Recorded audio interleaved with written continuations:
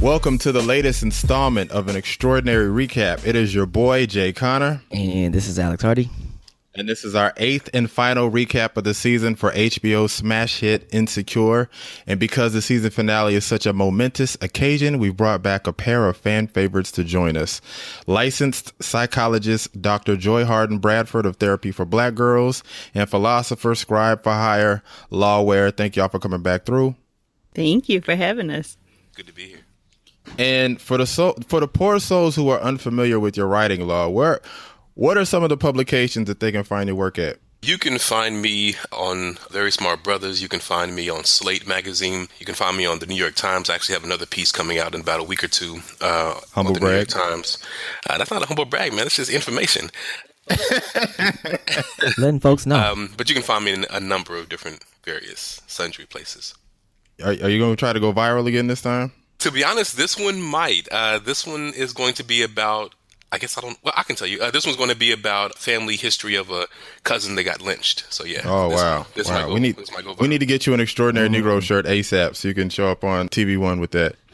Now, in tonight's episode, we experience a Groundhog's Day of sorts in which we spend 30 days in the lives of Issa, Molly, and Lawrence. Before I get into this, though, what did y'all think about how they did that?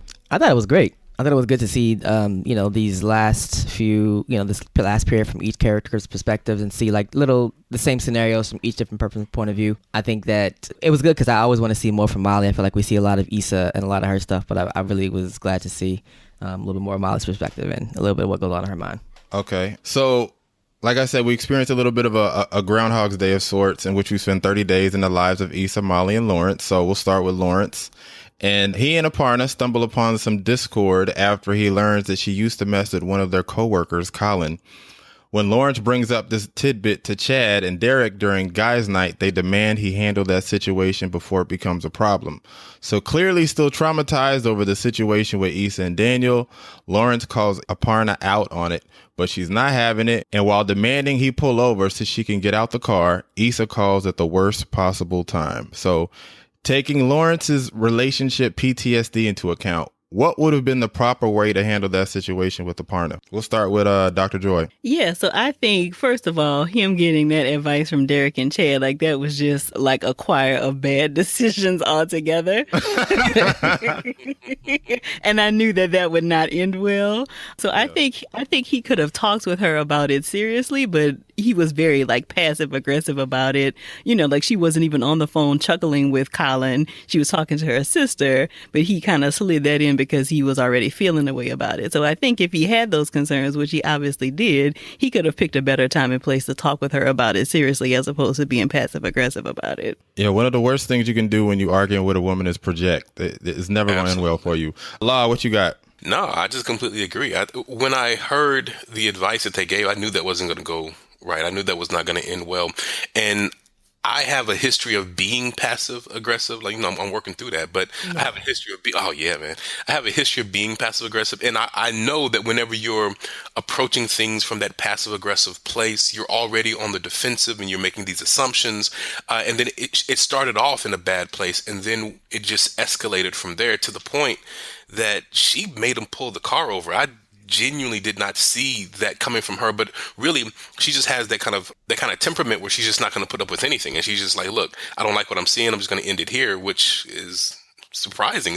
That's not what he expected, because Issa would have handled things a little bit differently. Yeah, anytime a woman says pull the car over, it's about to be some shit. Alex, what you got?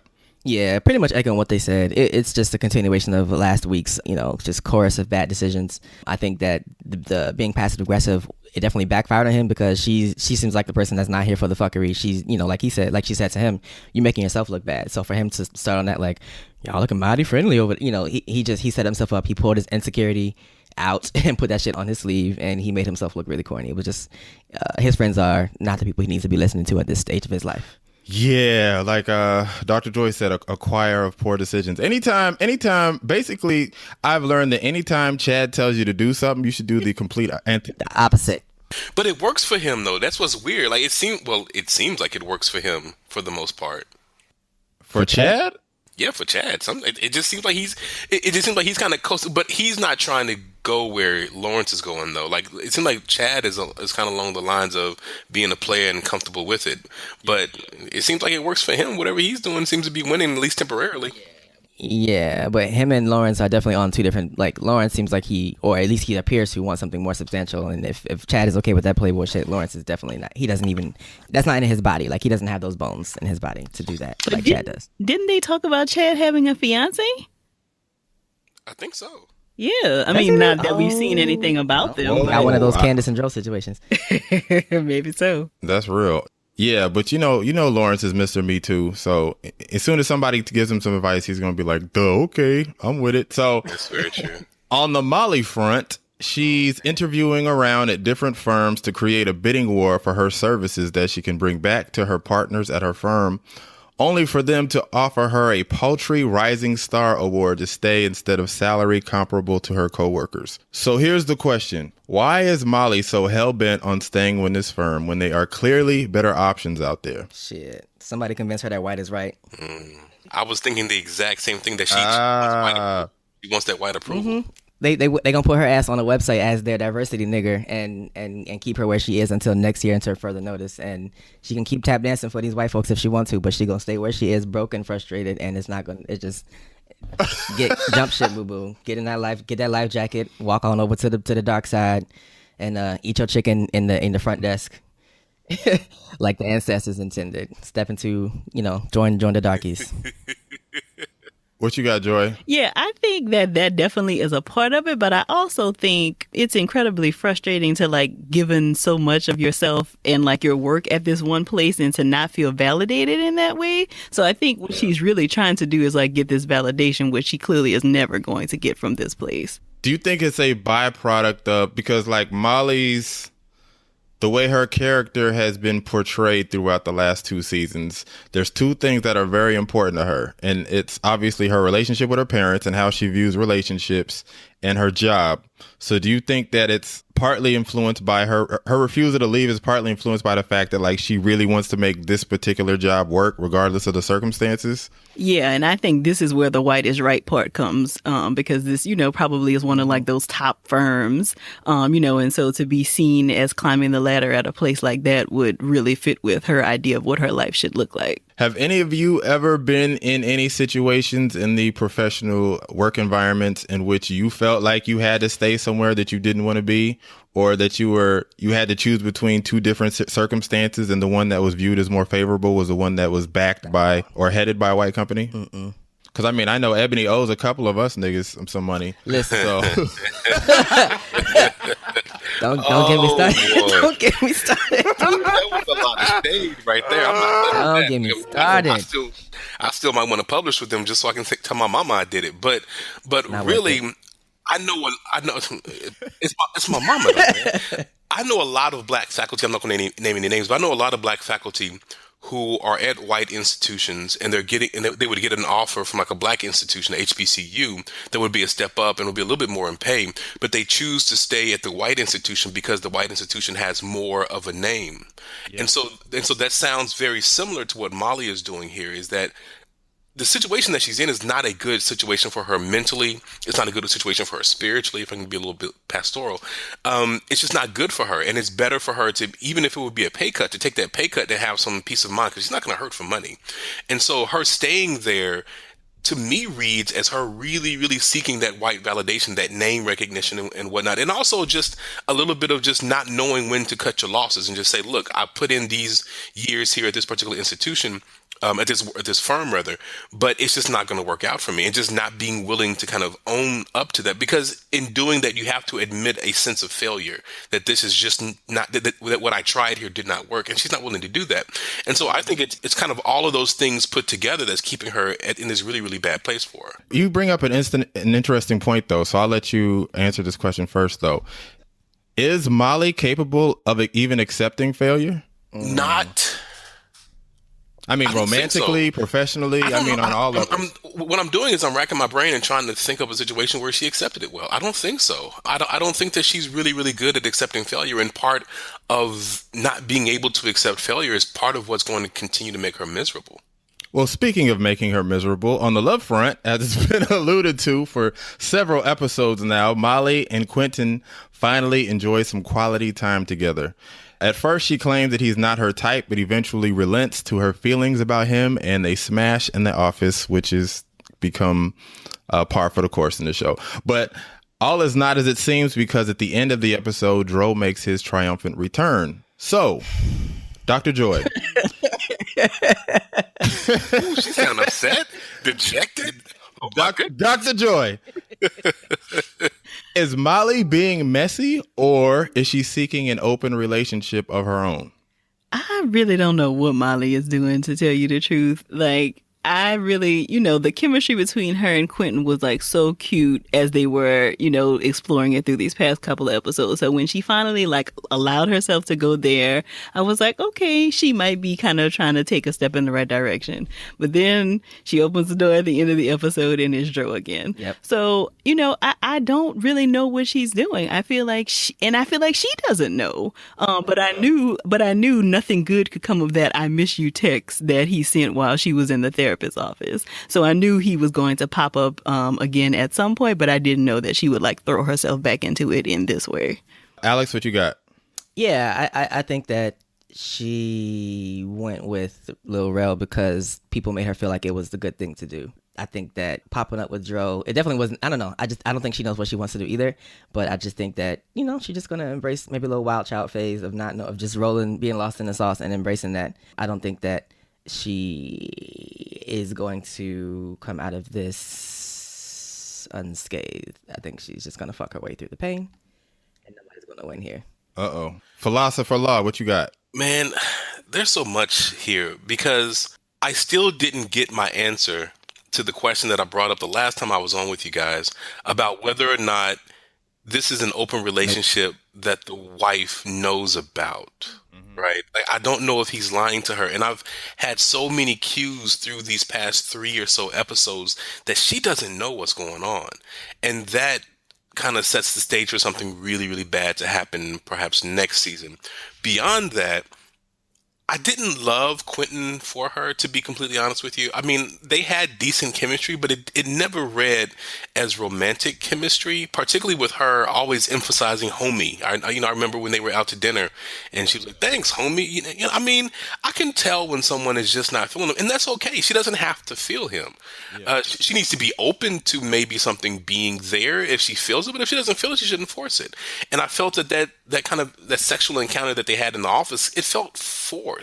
Yeah, I agree. He was really passive. Okay. He just kind of sat there and she got on top of him. And there's something fun about that. I mean, it's fun, but it didn't feel as though he's the kind of guy, even, regardless of him being, being a little bit passive, he just doesn't feel like the kind of guy that she would be attracted to appropriately. And that's what kind of led me the wrong direction. So do you guys think that Molly is capable of juggling two different guys, or unlike Dro, will she be forced to choose one of them? I think she's going to be forced to choose because, like Law was saying, I really don't think that Candace knows about this. Like, I think they may have the open relationship agreement, but I don't think she knows that he's sleeping with Molly. So I think at some point she's going to be forced to probably give up Dro. Yeah. I need to say this real quick because I dropped out. I dropped that she probably didn't know that this was an open relationship, that she didn't know about it, and y'all almost laughed at me last time I was on. So I needed to be clear that I got Dr. Joy, who is verifying what I said. Thank you, Dr. Joy. I appreciate you. I learned that you are a soror. I appreciate you for helping out your frat brother. God bless you. I don't know. First of all, I think that Molly will have to choose. I don't think that what is his actual name? His name is not Lil Rel, but what is his name on the show? Quentin. Quentin. I don't think that's going to go anywhere with her. But just going back, that body language between Molly and Candace in the last episode, like, I feel like Candace knows something. Like, I feel like I didn't see it, bro. I don't know if it was the last episode when they were leaning on the bar together, when they just were standing beside each other. I don't know. Maybe she may not know the extent of it, and that it's a 16, 17, like it's that frequent of a thing. But I feel like she knows something. But I don't think that she is going to be able to continue the Dro thing. I think that she may know it's not maybe the best situation for her. There's nothing wrong with being in that type of open situation, but I just don't think that like she doesn't seem fulfilled. She seems like she wants so much more, and she's not used to being in that dynamic of being like the side piece, in the sense. And I don't think she's going to be something that she's going to be able to maintain, just given of like what she seems like she wants from her partner or relationship. I don't think that Dro's little secret rendezvous is going to be able to give her what she needs. Yeah, I don't see how that's gonna end well at all. For most importantly, I feel bad for Lil Rel. Like I feel like he's really gonna get hurt, and I really feel like he's gonna be outside of Lawrence. He's gonna be the first male we've seen that's really gonna get hurt because he seems like he's really into her. You know what I mean? And to the point that I think it was Law that made it. That sex felt like it was forced. Like it didn't feel like it was something that was natural that he wanted. Like it was a natural progression. It felt like she was just on some animal instincts. Okay, fine, I like you. And as opposed to taking it to a 5, I'm gonna take it to a 15. You know what I'm saying? Yeah, and I'm trying to think about how to say this because I don't know this from first-hand experience. I need this to be clear, but it takes a special disposition to handle being a side piece, and I don't think that Molly has that. Like she wants more. She is a little bit more clingy. She needs more attention. She just doesn't have what it takes. She's not able to do the SZA weekend thing. Like that's just not her. She doesn't have that makeup, right? So she wants to be the wife. She wants to be the main one, and she just doesn't have that disposition. And she needs to be honest with herself, but she continues going down this path because she just has such a deep attraction and fascination with Dro. That she just keeps on going back, and it's going to end up really, really devastating her. I think in the next season. Yes, he's tall. And tall and bearded. I have to ask this to Law because I'm sure people at home are asking the same question. But what is the ideal composition of a side piece? And I hope Dr. Joy is listening because I'm sure she has an opinion on this matter too. But go ahead, Law. We're gonna need some backup on this one. Man, why are you doing this to me? If you were Dr. Frankenstein, what do you need? What would I do? To be honest, it's all emotional. You need to have emotional detachment. You need to have so much of your own stuff going on that you don't care. You need to have a certain kind of discipline where you're not checking someone's Facebook status and Twitter or whatever to see what they're up to. You're not going to be texting someone out the blue with your emotions. You need to be really, really emotionally detached, I think, to be able to do that. And that's not something that I think a person should do, but I'm just saying that if you're going to do it successfully, if you're going to successfully circumnavigate this situation, you need to be emotionally detached and expecting really nothing from this except for sex. And she just doesn't have that. So you're saying if you're going to be a monkey, be a motherfucking gorilla is basically what you're saying. I am an alpha. All right. On the Issa front, everything is in disarray. She tries to fix the situation at work with Vice Principal Gaines, but exposes We Got Y'all to a potential lawsuit instead. And since she's being forced to move out, she sells everything but the couch, which she offers to Lawrence to pick up, which naturally he does and even hangs out long enough to see Issa. They work through their awkwardness, apologize to each other, and profess their love for one another. As a subsequent peace offering, Lawrence even sends Issa a Facebook friend request. That's major. But just when we think they are potentially on the mend, we learn that Issa is staying with Daniel. So, on a scale of 1 to basketball wives, considering Issa played Lawrence for the second season finale in a row, how messy is Issa, Dr. Joy? Ooh. I don't know that I would have seen her as messy for that. What? Yeah, I don't know if I agree with Whoa. You just reconciled with your ex, right? With the guy and then you go back to the guy that you were cheating with? Well, That's messy. I don't know if that would call that a reconciliation. I mean, they had a great kind of closure conversation, but I think that then means that they are free to kind of move on with their lives. Now, I don't know that was the best decision. Like, I still don't think she knows what she's doing, but I don't think it was her playing Lawrence at all. Okay, so you don't think it was reconciliation. It was more so of them just getting closure on the relationship. Right. Okay, I can see that. What about you, Law? What do you think? No, I read it the exact same way, and I kind of teared. Like it got a little dusty in my room when they were having that conversation. But I've written a piece for VSB about how I cry about everything now they got kids. But I never saw that as them kind of moving towards being back together. To be honest, when he said bye Issa, it kind of felt like the end of his character arc. Like he might not be back next season. I hope he's back because I want all the Lawrences possible to be on television. But I genuinely thought that was almost like the end of his story, because when he said bye Issa, I felt like that was it for him, because she went through this kind of scenario of what life would be like if they got back together. It's clearly what she wanted. He seems to be so hurt that he cannot move past what happened, and so he walked away. I didn't read her as messy at all. I read her as having finally had a conversation that she needed to have, and now it's time for her to figure out what life looks like in this next chapter of her life. What you got, Alex? I think viewing her as messy, that's such a nigga's perspective. Like, Dang. them coming together in the kitchen and saying I'm sorry, like she's still free to move out the cabin. him, Like coach. she's not tied Got down him. to this Got nigga. To like she's free to go on, and she's free to go forth and continue her rotation if she so chooses. I think that it was good that it was a conversation they needed to obviously have to show that yes, I don't hate you, I don't want you to walk into the traffic and get hit Yes. by a bus, but like I'm sorry. I'm sorry, I'm not, what you needed me to be, so on and so forth. I think that yes, like Dr. Joy said, maybe going back to Daniel is maybe not the best move. I think she maybe just doesn't want to live with her brother and be under his roof and be subjected to his rules, and she's not trying to crash on Molly's couch. So I think it was kind of she's not going on Kelly's couch. I think it was a last resort kind of thing. I don't think they like, if they do get back together, I don't see it as being like a anytime soon thing. It seems like something that they about to both go out here and live their lives and go through their moments and make their mistakes. And he's gonna do whatever he's gonna do with Jasmine. I mean, Aparna. And no. Yeah, I definitely think, to Law's point, that it kind of felt like the end of Issa and Lawrence as a couple. Like now it's gonna like transition into them trying to be friends. You know what I mean? It's that coexistence afterwards. Because one of the things that I like to talk about, and I'm even thinking about writing something about it, is like, why do you have to lose the friendship when you break up with somebody? When you've been with somebody for so long and that person becomes your best friend, like, why do you lose the friendship aspect? You know what I'm saying? Because that person is still your friend. Emotional health.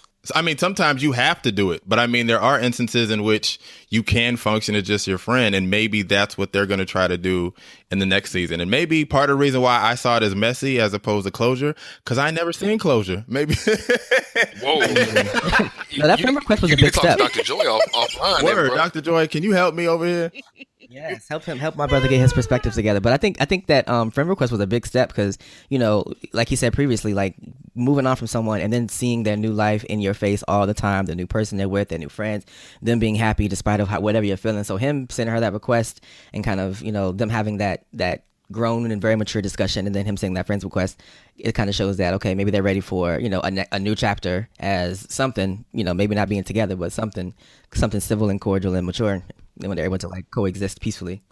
Yeah, I'm thinking in the third season they will try to like experience their lives separately, but then I think probably at the end they'll realize, okay, let's try to make this work on a romantic level. But it'll be interesting to kind of see them function and coexist as just friends. But Nah, bro. Listen. This is just my personal experience. This. Let me just put my baggage out here. When you break up, go. I don't want to be your Facebook friend. Don't follow me on Twitter. I don't want to see your Instagram. I need you to digitally disappear. I don't want to see it, right? Because I genuinely believe that it is one of the most impossible things. I have not yet seen it done fully successfully, for people who are that deep in love to break up and then become friends. Now, they may be able to work together as far as having to deal with kids and whatnot, but as far as being genuine friends, I don't see it, bro. I just don't. I don't. I've And I seen think it. that okay.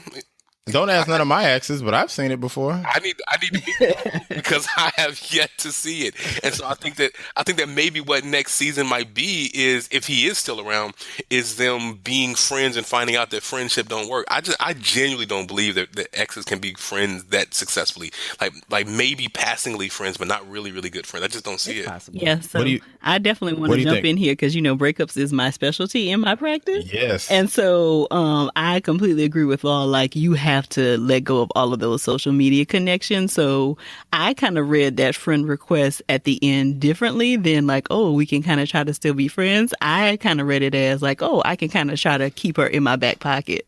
So like we had this decent conversation. So if I decide that I want to, on my own terms, go back to her again, having this friend request will maybe allow me to do that. So I saw it as him kind of testing the waters for how much she would allow back in her life. That's why we bring a licensed psychologist onto the show, ladies and gentlemen. And a philosopher who just happened to have the exact same opinion on this situation. Alex, you sound like you got something. I don't know. Well, yes, I have seen it. I have seen exes go on to be successful and great friends. I just feel like it's about maturity. Like, if you can communicate, have boundaries around your relationship, it's not going to be the same type of relationship as you had before. Maybe not going to be, BFFs, and go everywhere and go to the movies and have movie night and do all the same things you used to do. But I mean, I've seen it is possible. I mean, it's not going to be, like I said, it won't be. They're not going to be your person. They might not be your person anymore, but I think it is so possible to have that person in your life in some kind of way. You don't have to cut them off like a limb and act like they never existed. I mean, but it's possible. I think you just need boundaries. No, yeah, I think you need some time too. Like this breakup is still pretty fresh, so I don't think that they are ready to move into the friendship zone at this point. Yeah. And don't forget that Lawrence had hangups with Aparna being friends with her ex. Mm-hmm. And so I just don't see that working out well for either one of them. Yeah, I just don't think it'll work. You know what? I'm thinking about what you guys are saying, and I'm looking in my own closet, and I'm just thinking about like the people that I'm able to be like super cool with that are exes. We definitely took long breaks as far as like dating versus like having that closure and reconciliation. You know what I'm saying? As far as getting to a point where you be like, okay, we can coexist. So, I mean, I definitely think you need time. But to Alex's point, I think it's possible that you can be friends. So I guess we're split down the middle on that one. I think you're playing with fire, man. I really do. I think that you're playing with fire if you keep because what you found attractive in that person, you're still going to kind of see that, and you're still going to be kind of drawn to that. I don't see. Not it. my exes. Nah, we no, we cool. That's it. Bro, I need you to talk to Dr. Joy offline, man. I need you to talk to Dr. Joy offline, like for real, man. That can be a slippery slope, though. Like being Facebook friends, because you start liking pictures and you start loving their new selfies, and then you start going back down that slippery slope again. So being friends is one thing, but you gotta control yourself. All right, so we have some questions from our listeners for the season finale. Tanya asks, which character had it worse in season 2, Issa or Lawrence? Had it worse. Had it worse. Alex, you got a thought or opinion? I think that they both out here struggling, first of all. But I would say that Issa, I think she's kind of having some type of existential crisis, like she feels lost in the sauce. I mean, that's what late 20s are about. But I just feel like she's out here, the whole rotation just didn't feel natural, didn't fit her well. And I feel like she was just trying to get her feelings and work through her frustration, her angst, her pain in a way that just didn't feel really fulfilling for her. And, going down rabbit holes that she probably had no business going down and just doing a bunch of shit that just didn't feel like it was really making her happy. So I would probably say Issa had the worst round, I would say, this season. Yeah, I would agree with Issa. I mean, she lost her boyfriend, she has lost her house, and now maybe even her job. So I definitely think she had the worst season. She got a nut in the eye, too. Law, who you got? No, I completely agree. I think Issa got it the worst because Issa's homeless now, essentially. And I think that encroaching whiteness, almost like, The Walking Dead encroaching upon Inglewood and turning it into I Would, kicked her out. And then the fact that she went through all of these changes emotionally, she still wants, this nigga Lawrence, and Lawrence does not want her. At least doesn't appear that he wants her right now. But yeah, she clearly got the brunt end of the worst part of this season. You know what, though? Law, you just made me think, too. It's like she lost everything. She lost her car. She had issues. I forgot about her car. Yeah, That's her right. car. She's homeless. She had issues at her job. She lost her man. She lost, she was catching L's left and right this season. 20, 30, 40, the podcast asks, why was he able to take criticism from Aparna but not Issa? I think he was just in a different emotional state whenever Issa was trying to give him Well, when was the criticism? Are you talking about the criticism whenever he was depressed and he was sleeping on the couch, or are you talking about the criticism most recently? I'm assuming they're talking about last episode, presumably. That wasn't criticism. That was like that was an attack. That was an emotional, deep-seated, like long-felt personal attack. But I mean, it is a good point. He definitely was. Shit, he was able to take from his boys, and not from Issa and Aparna. To be honest, I think Lawrence is patriarchal. I think part of the reason why he wasn't able to really take it from Issa is because he kind of is like, I kind of read him as a little patriarchal and kind of not willing to listen to a black woman. So I guess this is a little bit more misogynoir. But when it comes to Aparna, he just kind of is in a different place. And so he's able to kind of listen to her, and he kind of sees her as successful and working in his career field, and is, has some measure of success within that. And so he's more able to kind of take it from her. Whereas with Issa, he's looking at her as like, yo, what do you know about what I'm trying to accomplish? Well, and they don't have that baggage. I mean, I think that's the biggest thing. Dr. Joy, did you have an answer? Yeah, I agree with you. Like, he doesn't have the history with Aparna, so everything from her, feels like fresh and new, as opposed to, like him and Issa have like this long history. And she fucked Daniel. And everything from Issa probably feels like a deeply personal critique. Ray asks, do you guys think this show is becoming too heavily reliant on sex? Law, go ahead. What else you got? No, because to be honest, I think that, the show depicts sex relatively realistically. We need to have more condom action, I think. But beyond that, I think that the show, it really is built upon its characterizations. Like, it's all about the characters, and people have sex.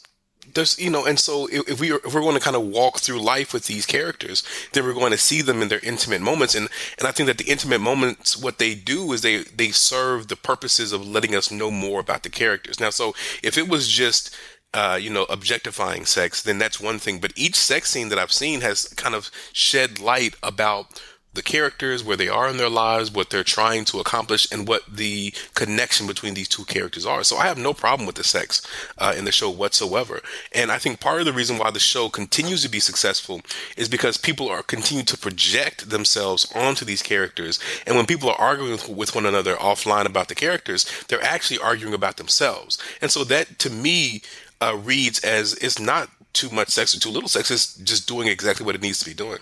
Yeah, I definitely don't think the show is too reliant on sex because people out here fucking, and I think it's just a depiction of what life is like. I mean, you're out here, you're dating, you're dealing with career and friendships and relationship woes, and sex is a very big part of just navigating the life experience. So I don't think it's doing any exaggerations. I mean, of course, there's dramatization and things like that, but I don't think that it's any different than what the average person in this age range, what their life is like, their professional and personal lives. I don't think it's too heavy on the sex at all. I agree. I don't think the sex is gratuitous or anything. I think it's well placed, like the other fellas have mentioned. Well, I also think that it's cathartic. Like, this entire season has been about people going through pain and going through different issues, and it's kind of demonstrating how people use sex to kind of navigate through all this emotional turmoil that you're going through. Like, that's literally what this entire season has been about. People going through fucked up situations and using their dicks and vaginas to try to work through them. You know what I mean? So I'm trying to think of the last time we were able to see this much like black nudity on TV, like in this kind of way. That's not like strictly pornographic. If nothing else, that's refreshing in itself, just to see all these different body types and black folks on screen getting it in. Yeah, because we damn sure didn't see it in Flavor of Love, thankfully. Oh, gosh. The last question is from Anonymous. Did Lawrence squander his season 2 glow up? We'll start with Alex. Ooh, kinda. Yeah, I feel like season 1 definitely ended on a high note with him. People were definitely all about Lawrence and wanting to know more about him. As we get to know more about him now this season, we definitely see that he's definitely lost in the sauce just like everyone else is. And I think he's less of he doesn't have the victor or like that, that champion air around him at the end of the season like he did last season.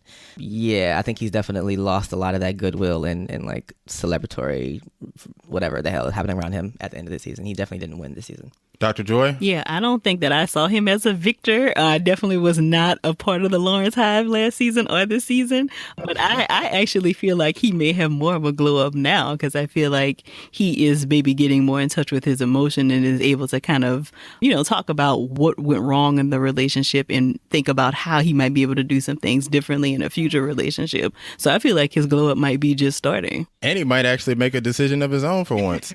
What you got, Law?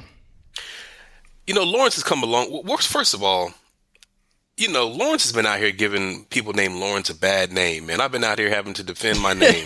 Tell it. He said I'm self-hive. We've come a long way from the back shots heard around the world at the end of last season.